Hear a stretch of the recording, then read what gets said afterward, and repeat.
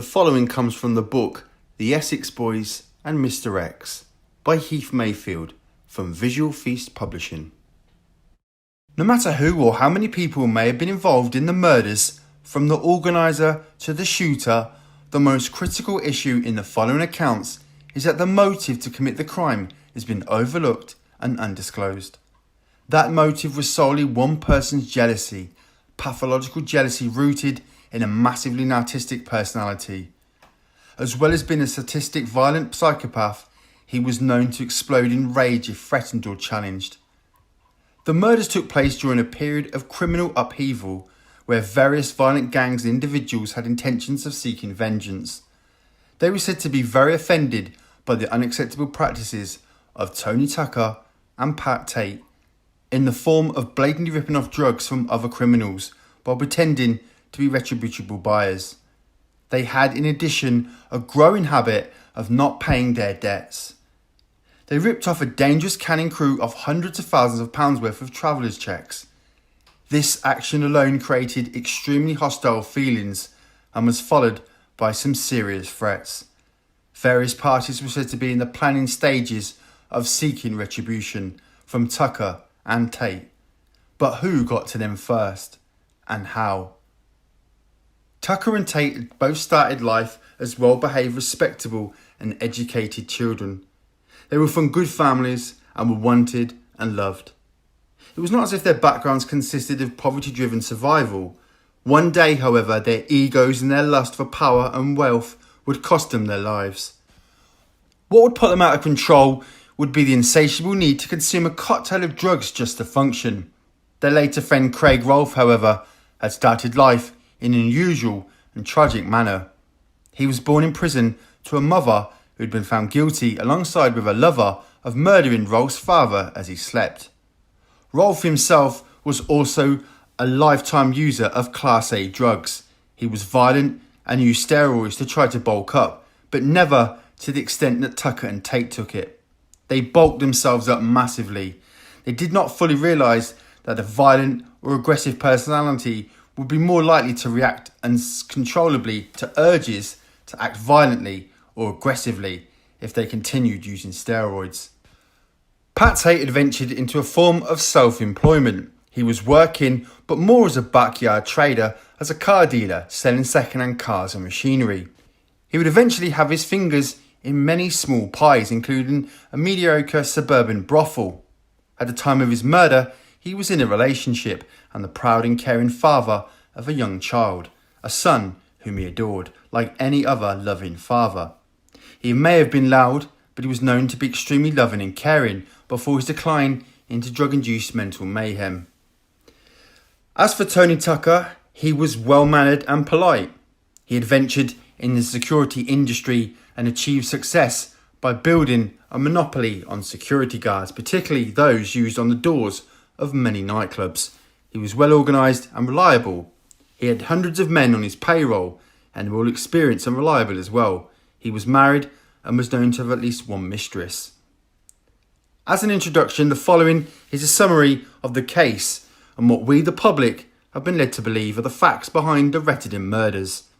There has been much speculation, doubt and theorising over the last 20 years or so, but there still appears to be a case of something stinks in Hamlin Town.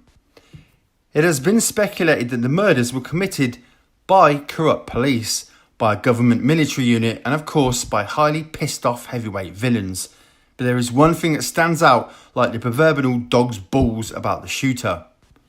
He had to have been the most cold-blooded and callous individual. To have murdered them the way as he did, he must have also held the victims in great disdain and disliked them intensely. On the morning of the 7th of December 1995, a Range Rover was found in a stationary position with the automatic gear lever in drive and the handbrake off. It was discovered in Workhouse Lane in the small secluded village of Rettendon in the Basildon area of Essex. Inside the vehicle were the dead bodies of three men referred to as local ecstasy drug barons, Tony Tucker, Tate and the minor player Craig Rolfe. The murders occurred during the period of public outcry over ecstasy causing the death of a young woman, Leah Betts, whilst enjoying her 18th birthday at home with friends. Rumour had it that the drug trio were responsible for supplying the ecstasy that led to her death. In addition, they were in extreme trouble with some very heavyweight villains, primarily because they were not adhering to the unwritten rules. They were also so wholly drug-addicted themselves that they thought they were invincible and could do what they liked to anybody. They had borrowed money from various criminals to fund a large drug purchase that had gone sour, and so owed this money with interest to those who had financed the deal. Leading up to this failed drug deal, Tate had been involved and doing business with Mick Steele, Jack Worms and Darren Nichols. They were smuggling drugs, originally marijuana, from Holland into England using a small motorised inflatable dinghy. They would land the drugs at an isolated beach on the Essex coastline before returning to a small port, as if they'd merely been fishing. Then they would regather the drugs and take them to Mick Steele's home for storage. One of these consignments was to prove to be a bad batch and was no good for resale, so they were in debt to some very heavy criminals. The smugglers had been dragged into the mess of trouble because Tate had blamed them for the messed up import and insisted that they had to pay the money back that was owed to the criminal heavies, thus pulling them into the nightmare. Tate, the chief architect of the intended drug transaction, declared that he would not be repaying back the loan. He had graduated to being a constant, ever-increasing consumer of a mixture of drugs, including massive doses of steroids. He used them to profound effect whilst working out and pumping iron to further develop his already large frame. This declaration was made during a period of irrational thinking due to his spiraling use of cocaine and drugs, and because he was not in a position to repay the debt for which he was responsible. He foolishly and contemporaneously decided that the debt would remain unpaid. This was a bold and dangerous statement to make considering who he was dealing with, and it infuriated those heavy criminals who had supplied the loan. This insulting refusal to pay was said to have led to the deaths of Tate, Tucker and Rolfe, although there was a litany of reasons to eliminate the trio who had become known as the Essex Boys. It was later reported that for what was regarded as an acceptable behaviour and discarded of the rules, the heavies declared they have to go. The Rettendam murders in an Essex country laneway involved three primary drug dealers, Tate, Tony Tucker and Craig Rolfe, two of them suspected murders, Tony Tucker and Craig Rolfe. For the last 20 years or so, the two men who were convicted of the crime have never once admitted any guilt. They steadfastly refused to do so, still claiming their innocence. Skeptics could quote the story of Reggie Cray, one half of the infamous Cray twins, waiting 16 years before he finally admitted in a book that he wrote in prison to killing Jack the Hat McVitie. The public will probably never know the whole truth concerning the killings unless the actual shooter or shooters freely admits to it. No one has done so yet. Here is a significant doubt about the soundness of the guilty verdict brought down on Jack Worms and a belief that a massive miscarriage of justice has taken place. Is it possible that Worms was utterly innocent of the three murders? Was he even aware of the plot to kill the three drug dealers? Could Mick Steele and Darren Nichols have been involved without Jack's knowledge? They were just as terrified of Tate killing them at some stage because of this deteriorating state of his mind, and he was hell-bent on making a lot of money in as short a space of time as possible, no matter what it would take. There is no doubt that Tate was somewhat envious of Tucker's wealth. Could Mick Steele have approached some criminal heavyweights to seek a solution to free himself from the menacing Tate? Could Steele have suggested a solution that he would be the one to tell Tucker, Tate and Rolfe about a drug consignment deal that had been arranged in a secluded rural location? Seeing that he was always heavily involved with them, there would be no doubt this tempting offer of a very profitable drug transaction. As they were already on drug-induced highs and were operating primarily on greed and avarice, not on sense and logic, Steele could have easily persuaded them to become involved. Did the fact that the trio had already booked a dinner with their partners for later in the evening mean that they were convinced of a successful outcome and forthcoming riches and were going to celebrate? Why Tate, Tucker and Rolfe fed false information specifically designed to trap them in an isolated area to be murdered. Was this why Craig Rolfe had mentioned to his wife that he was expecting to join up with Mick Steele at some point in the early evening of the murders? But there is no mention of Jack Wholmes. Steele would have had to organise a trusted driver, someone for whom Steele would have had to be personally responsible. He would have to deliver the killer to and from the ambush point, then drive the killer and Mick Steele from the scene. It would have to be Nichols purely because he was already involved with Mick Steele and the trio, as well as also being terrified of Pat Tate, whose murder threats he took seriously. Did Nichols drive a hitman other than Wholmes to the scene? Did he then take two men, one being Mick Steele, away from the scene after the slayings? Did Steele suggest, in order to keep him out of the frame, that Jack Wholmes attend to a broken down car owned by Nichols? Was Jack Wholmes' telephone call to Nichols as innocent as he says it was? Simply to let him know that Jack had fixed the car and was returning home and be ready for Nichols to pick up. It was not until Nichols was arrested for having a commercial amount of drugs that any accusations were made. Keep in mind that Nichols had seen 6 months go by since the killings and was having a surge in his ego and in his drug supply business. He had plenty of time to conduct a story he was convinced that he could pull off, although it may have been extremely questionable by anyone else's standard.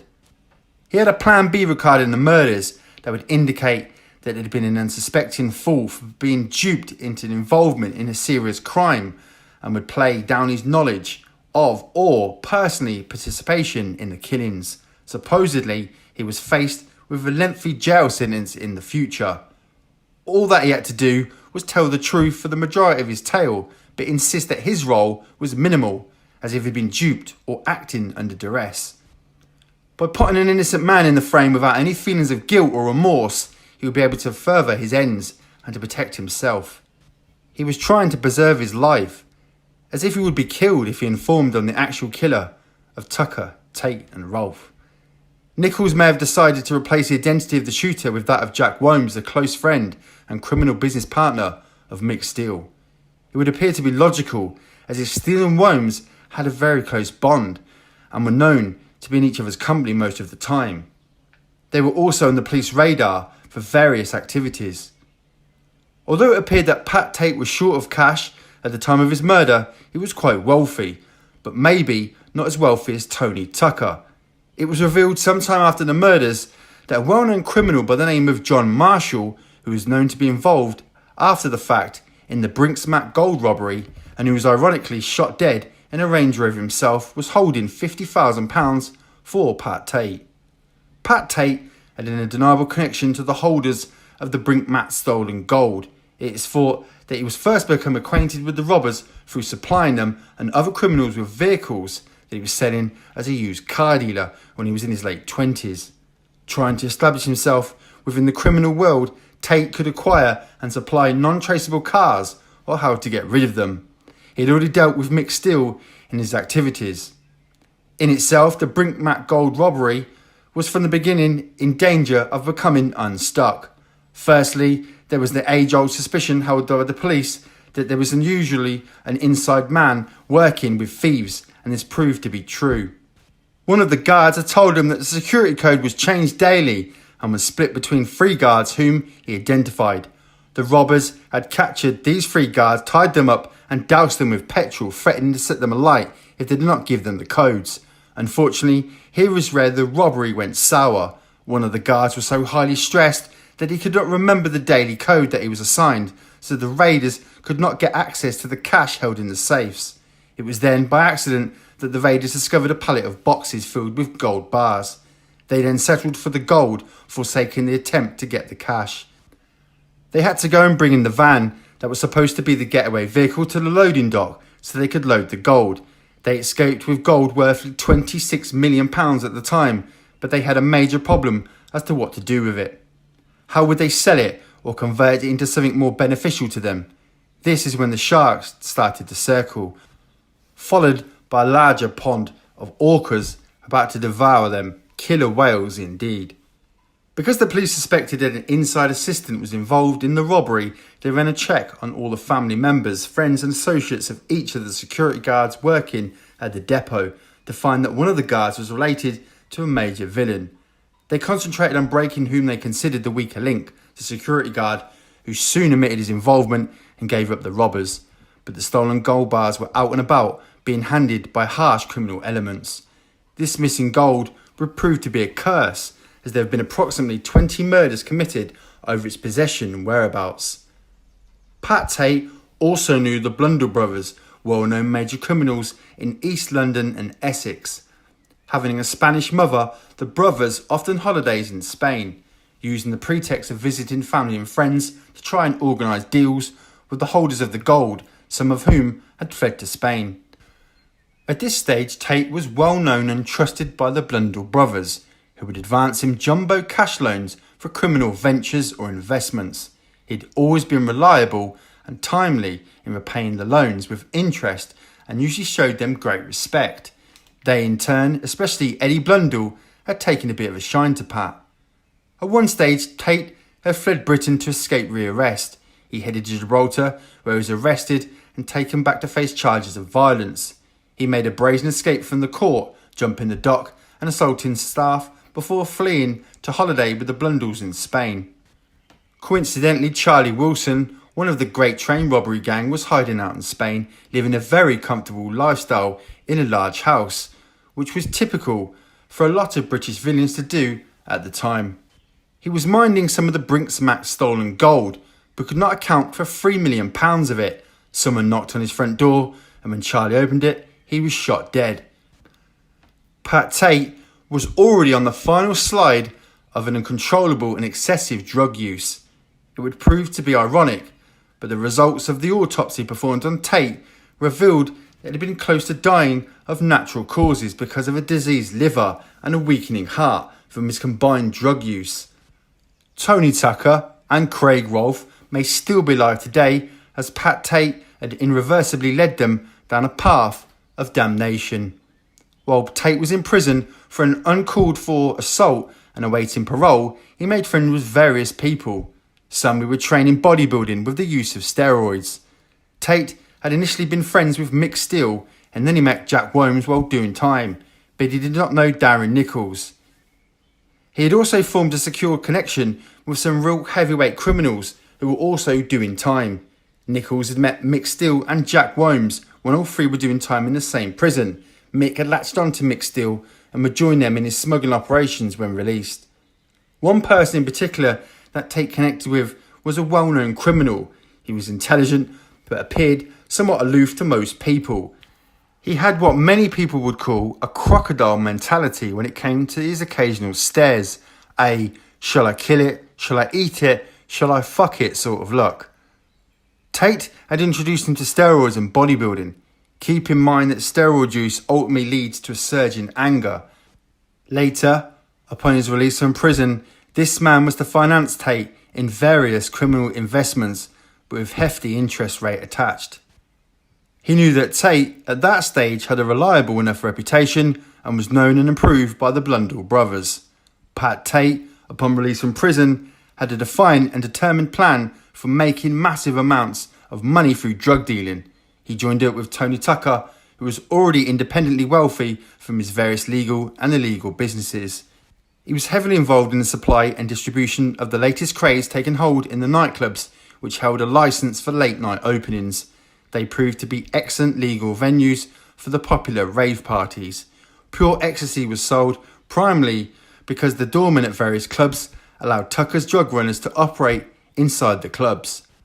Pat Tate had big plans and ideas. He was talking Tucker into the idea of not just settling for a couple of £1,000 a week that they were making from the ecstasy sales, but how they should go on with a bigger picture and take over the monopoly on ecstasy supply in Essex.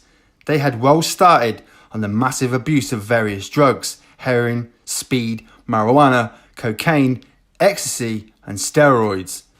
What Pat Tate did not know is that Tony Tucker had taken from a criminal financer a bridging loan with cash he had to buy an expensive property. It was a significant amount and Tucker was committed to paying it back with interest from his escalating drug profit. His ability to repay the loan was to become questionable at a later and more critical stage. After all, raves at the time were opportunities for people to feel good, friendly and tolerant, etc. This was a far cry from the usual alcohol binges that generally took place, and there was a massive reduction in violent incidences. This was akin to turning the beasts into mice.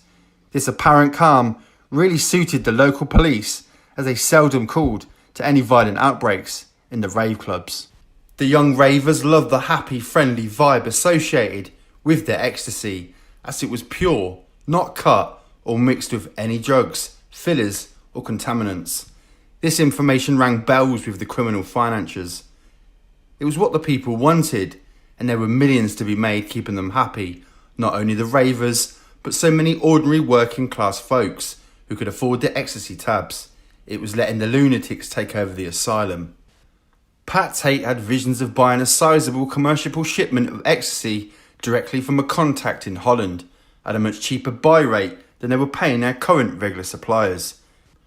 But this was going to be a bit treasonous on Tate's part, as his regular loan sharks included the likes of the Blundell Brothers and other heavy criminals. Without revealing what he wanted the money for, he had taken a loan from a loan shark to buy a batch of ecstasy, stating only that it was on behalf of himself and Tucker for a profitable venture. Tucker, however, had not been informed of the statement or his supposed involvement in the loan. Darren Nichols was ready to travel across the channel, meet Mick Steele, who was Jack Worm's partner, and secure a large batch of ecstasy on behalf of Pat Tate, and to smuggle it back across the channel to Britain. Upon delivery, Pat Tate would pay Steele and Nichols a pittance for their involvement. But the purchase had failed to go through, or so it was reported by Tate. This loan was left unpaid. First, excuses were made to the loan shark, but the promise to make it right did not eventuate. It was causing significant concern. It was at this time that Tucker and Tate had started to act way over the top with their audacious use of intimidation and some violence as they continued to rip off other crooks for their drugs. Some of these were East London crooks, and they were extremely violent when collecting debts owed to them, plus they were not known to write off debts. Nichols declared that without a doubt he had been earmarked for murder, along with Mick Steele, over festering differences and greed concerning a massive drug deal organised by Pat Tate. And Tate made it clear in threats against them that he would kill them if they did not compensate him the money he had borrowed from heavyweight villains. For their investment in the drug deal, which had ultimately gone sour, Tate had promised the heavies involved they would receive a 20% profit upon the deal's completion. But the deal had gone pear-shaped, and the heavy villains wanted their investment money back, with the threat of severe repercussions if they did not receive it. They demanded, in addition, all outstanding payments owed by either Tate or Tucker. In truth, the money which the villains had invested in a poor quality marijuana importation had indeed been given back in full to Pat Tate, so that he could reimburse the heavies and avoid various serious comebacks. But Pat Tate had tried to deny this and kept much of the money, blaming Steele, Worms and Nichols for stealing it. This had followed a Laurel and Hardy sort of routine, as Pat Tate, Tony Tucker, Darren Nichols and even a crooked cop converged on the drug supply in Holland who had supplied them with the useless marijuana in order to be repaid for the dud drugs. There were problems with returning the money, as there was little in the way of British currency available. Dutch guilders would not suffice because of the daily exchange rate. They hovered about over several days, and they were bored shitless. In truth, Pat Tate had some money for the sale of the third of the so-called dud marijuana that was usable and acceptable, and he'd remained stum about it. So had Darren Nichols. Plus, Darren Nichols received a cash reward of around about £400 from the police for informing them of the existence of a large batch of marijuana which he, Nichols, had dumped into a lake to dispose of it under the instructions of Mick Steele. The police rewarded him unknowingly for the dud marijuana. Nichols also coughed up a percentage of the reward to a corrupt detective that he was in league with, on the officer's insistence. When confronted by the heavies, Tate had tried to reassure them. If their money remained unpaid by the trio involved on this particular venture, then he would deliver them all, kneel them down, and shoot them in the head as punishment for their perceived deceit. Of course, he never once admitted to having their money in his possession. Did he think a bluff would suffice? Amazingly, he got away with making another promise to repay all the money with interest for the earlier loans he had taken out with the loan sharks, as he convinced them of a brilliant financial opportunity had opened up to him. Make it fucking quick, he was told. He was warned by Billy Blundell, a well-respected but infamous man and a trusted source amongst the London and Essex criminal underworld. Known as someone you should not take a liberty with, he had called for a meeting with Tate and Tucker, but Tucker had contemptuously refused to meet with him. Pat Tate went alone to the meeting. Billy had forewarned Tate that things were looking severe for his pal, Tucker, and advised Tate to rein in Tucker's unacceptable activities in the Essex area, including not paying debts on time. This was another reason that Tucker did not want to go to the suggested sit-down, but Tate did not know that there was a real case of concern to him. When Billy Blundell tried to forewarn Pat Tate, he made it bluntly clear that a lot of people and organisations had had enough of Tucker for various reasons and wanted him gone. Tucker had recently purchased an expensive property for which he'd paid cash, and it had been playing on Pat Tate's mind. It had cost hundreds of thousands of pounds. Some of this money belonged to criminal financial interests, and it should have been paid back by now. Some of this money was owed to one of the most notorious, unforgiving and spiteful loan sharks in the country. Blundell warned that if Tate happened to be with Tucker at a time when someone walked up behind him and put a bullet in the back of his head, then he, Tate, would suffer the same treatment. Pat Tate's drug-drenched, arrogant response was, "If it happens, it happens." 3 days later, they were shot dead. Did Nichols drive a hitman other than Jack Womes to the scene? A hitman who was known to Billy Blundell and who Billy described in interviews as being a severe villain. Was this known associate of the Blundell Brothers a man who knew the slain men well after being involved in a drugs distribution deal with them and the doormen at Raquel's nightclub? Where Tate and Tucker had cellars for their drugs inside Raquel's, so did this Mr. X. He would often be seen in the nightclub monitoring his drug cellars and ready to organise resupplies when needed. And Billy Blundell's close associate now also had a severing hatred of Pat Tate, especially as Tate had tried to screw him for his investment money, disastrous drug buy they were caught up in, amongst other funds. Up until now, Pat Tate had a working relationship with Mr. X. He and others would finance Tate for the drug buying deals, and Tate would always repay the loans in full and on time. But that was when Tate was half reliable. On this occasion, Mr. X would not ignore the debt, nor would Tate be allowed to go unpunished.